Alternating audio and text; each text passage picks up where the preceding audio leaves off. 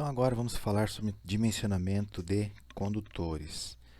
De novo, sempre seguindo, levando em consideração a NBR 5410 de 2008.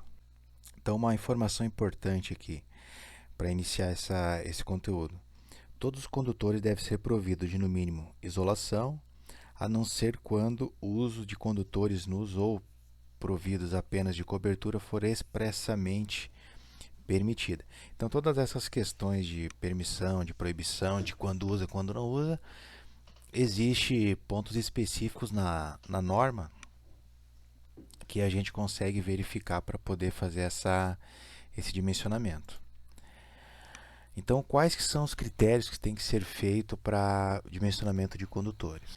Que a gente tem que levar em consideração as três principais formas são o quê? Queda de tensão, capacidade de condução de corrente e tem que se avaliar também a questão de seção mínima e essas outras aqui também. Como que eu determino o método que eu vou utilizar para determinar a minha seção, o meu condutor que eu vou utilizar na minha edificação? Primeiro a gente tem que ter conhecimento das questões de seção mínima que a gente vai ver na sequência. Para saber se eu utilizo o método de queda de tensão de capacidade de condução de corrente, o correto é eu fazer o dimensionamento se utilizando das duas técnicas e a técnica que der o diâmetro ou a bitola do fio maior é a que você vai utilizar no teu projeto.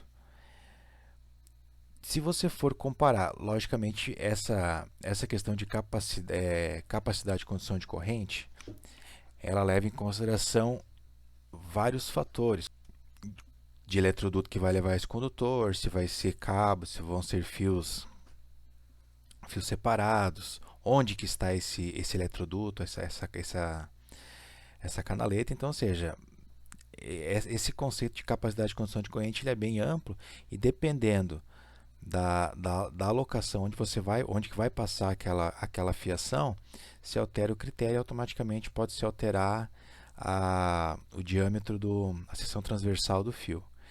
Mas a nível de regra em uma edificação que tem sistemas mais padrões, normalmente esse conceito de queda de tensão vai começar a se sobressair, ou seja, a seção transversal, se utilizando a queda de tensão, vai começar a ficar maior do que a capacidade de condução de corrente quando o comprimento do fio começar a ultrapassar a 50 metros.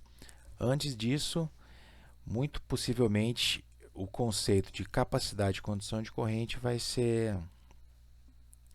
atender às necessidades, principalmente quando a gente fala de instalações residenciais, que a teoria tem os circuitos, na verdade, eles têm comprimento, o tamanho do circuito acaba sendo menor. Então, qual que é a técnica então de capacidade de condução de corrente? Na verdade, de forma bem específica, isso existe também, se a gente for em lojas de materiais, enfim, a gente vai perceber que existe uma questão de tabela, um tabelamento em relação a essa bitola do fio em relação à capacidade de condução de corrente. Porém, a norma NBS 5410 ela coloca mais algumas questões que têm que ser avaliadas, que a gente vai ver na sequência aí. Então, ela é uma técnica teoricamente simples, que basicamente você vai calcular qual que é a corrente que vai passar por aquele fio e determinar seu diâmetro, seção transversal. Beleza? Mas então vamos lá. Tem por finalidade garantir uma vida satisfatória dos condutores, isolações submetidas aos efeitos térmicos produzidos pela circulação de corrente. Primeiramente, devemos determinar o tipo de linha elétrica, após devemos determinar a corrente de projeto e corrigi-la.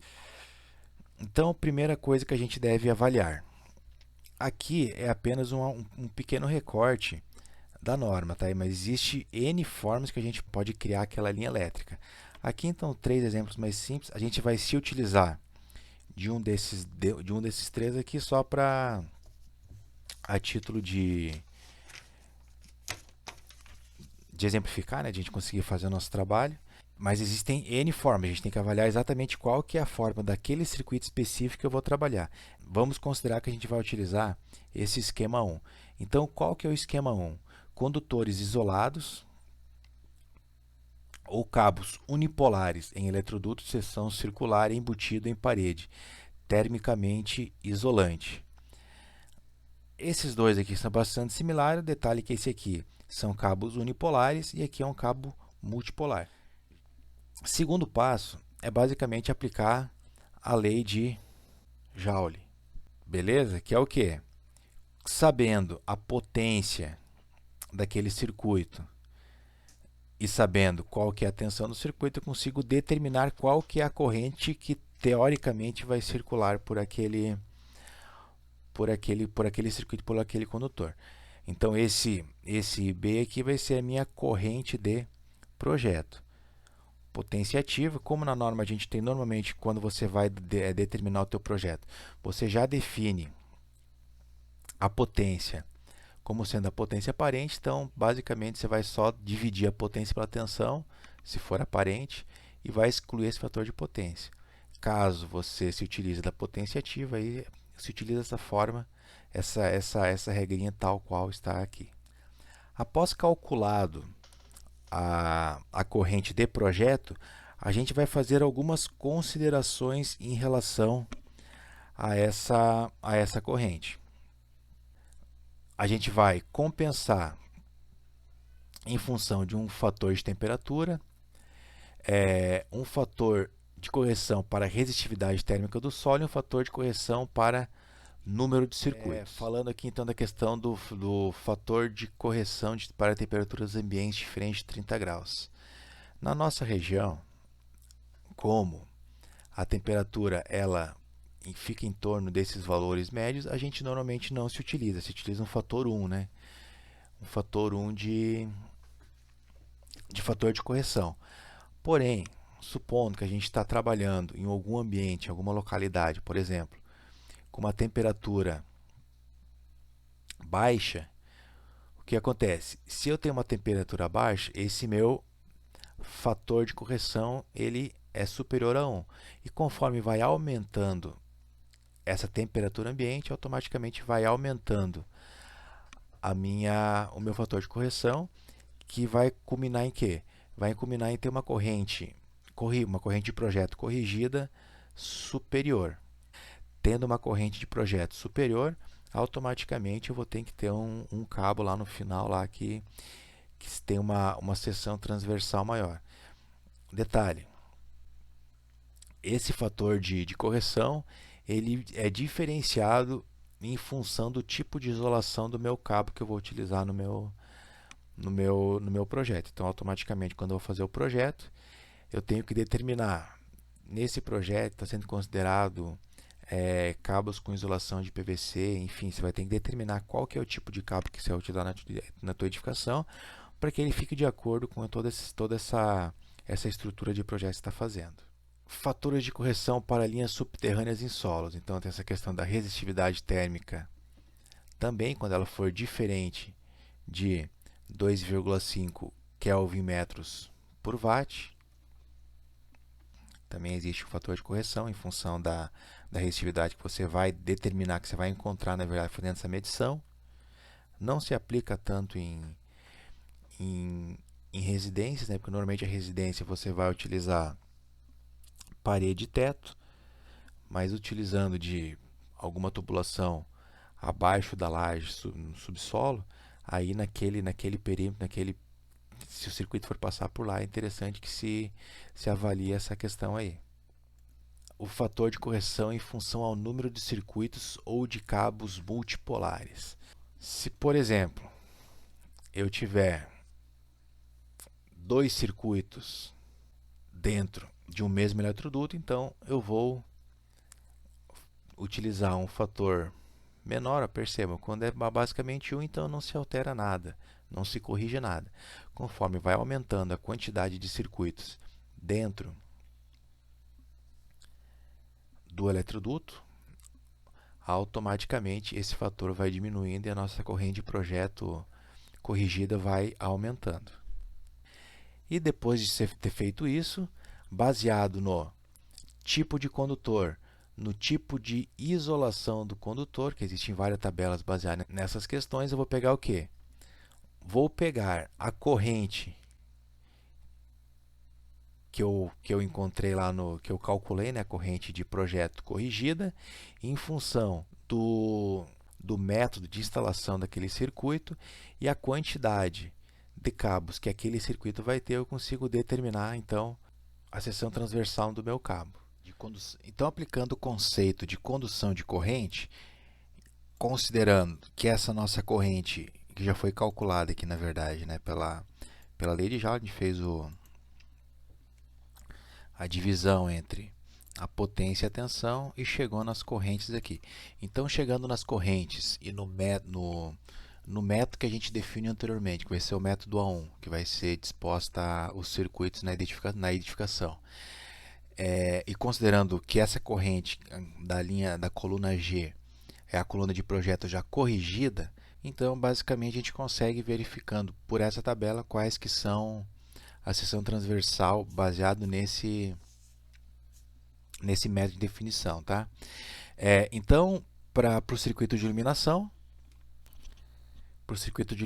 a gente então tem uma corrente de 9 amperes. Isso implica, considerando que são todos circuitos monofásicos, né, com 2 fios carregados, isso implica o quê?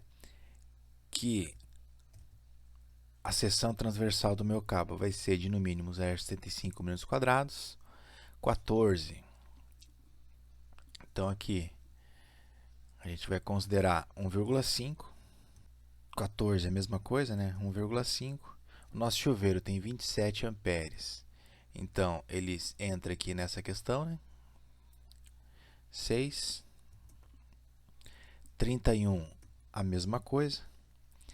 10 amperes, 1 milímetro. 16 amperes, 2,5. E 13 amperes, 1,5 também.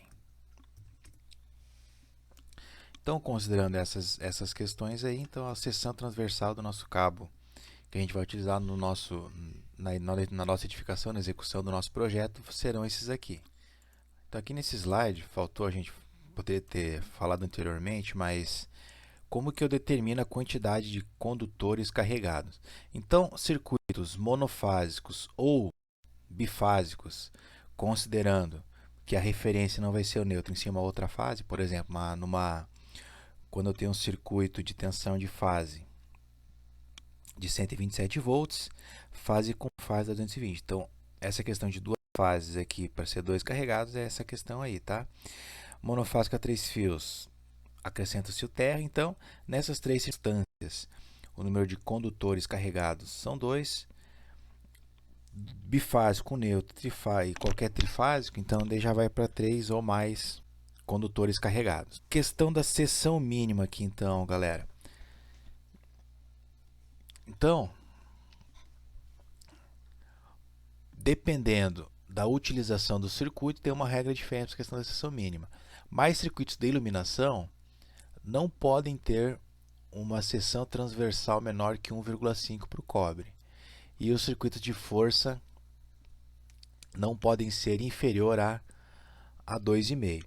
Então, retornando aqui para a nossa planilha do Excel, considerando as seções mínimas, então, para a iluminação, muito embora 1,5 atenda o método de condução de corrente, a seção mínima não pode ser inferior a 1,5. 2,5 para circuitos de força. Quando o valor é maior, então sempre se utiliza o maior. Então, aqui também, né, por mais que seja quase um circuito de iluminação, não posso utilizar fiação menor que 2,5. Então, basicamente, essas são agora já se utilizando a questão da seção mínima, a seção que a gente vai utilizar na execução do nosso projeto.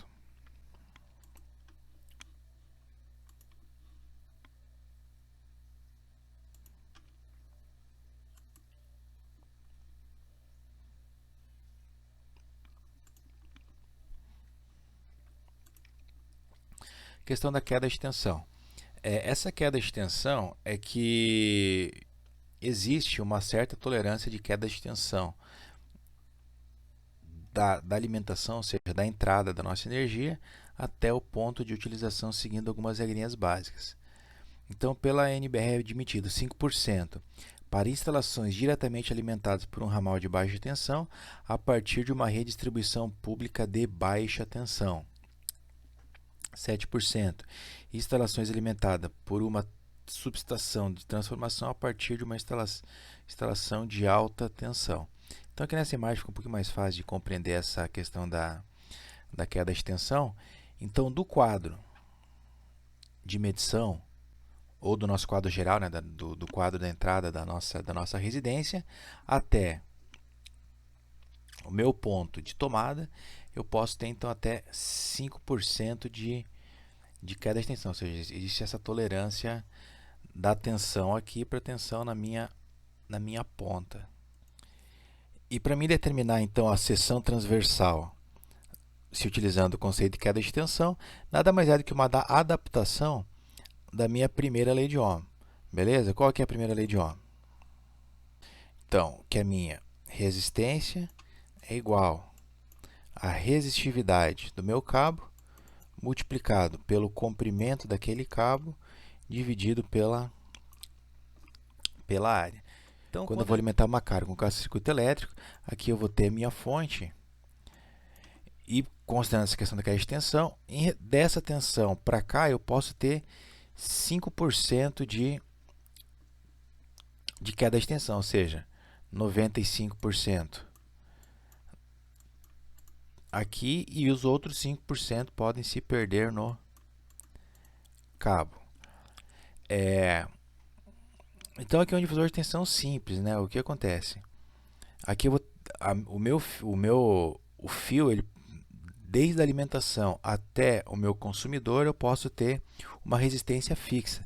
Então, quanto mais eu elevo o comprimento desse cabo, maior vai ter que ser o quê? A sua seção transversal para compensar esse aumento de cabo e manter uma resistência específica ou uma resistência constante nesse trecho aqui.